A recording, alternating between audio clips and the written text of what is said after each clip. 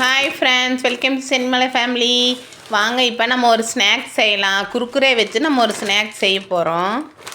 வாங்க, குர்குரேவை வந்து நம்ம பொடி பண்ணிக்கணும். பொடி பண்ணி வச்சுட்டு கறக்கு முறுக்குங்கிற மாதிரி பொடி பண்ணி வச்சுக்கோங்க. ஒரு 2 முட்டை இல்லை 3 முட்டை உடச்சி ஊற்றிக்கலாம். ஒரு 2-3 முட்டை உடச்சி ஊற்றிக்கணும். உடச்சி ஊற்றி நல்லா கலக்கி வச்சுக்கணும். நல்லா அந்த ஸ்டிக்கு வச்சு நல்லா கலக்கி விட்டுறணும். அப்போ தான் வந்து உங்களுக்கு அந்த நுரை வர அளவுக்கு கலக்கணும். அதுக்கப்புறம் வெங்காயத்தை வந்து நான் ரவுண்டாக அரைஞ்சிருக்கேன். பெரிய வெங்காயம் தான் எடுத்திருக்கேன் ஃப்ரெண்ட்ஸ், அதில் தான் செய்ய முடியும்.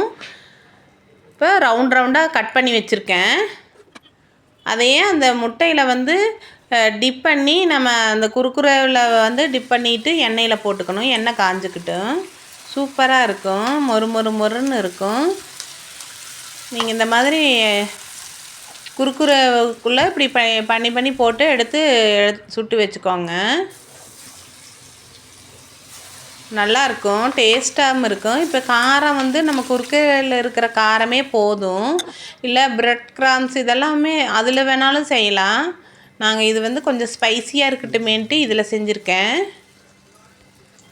இந்த மாதிரி ஒரு வாட்டி செஞ்சு பாருங்கள், சூப்பராக இருக்கும். நம்ம கேஎஃப்சி சிக்கன் சாப்பிட்ற மாதிரியே இருக்கும் ஃப்ரெண்ட்ஸ்.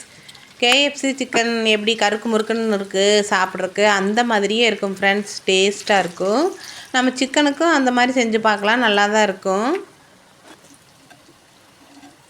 எல்லாமே பொரிஞ்சிருச்சு, சீக்கிரமே பொரிஞ்சிருச்சு.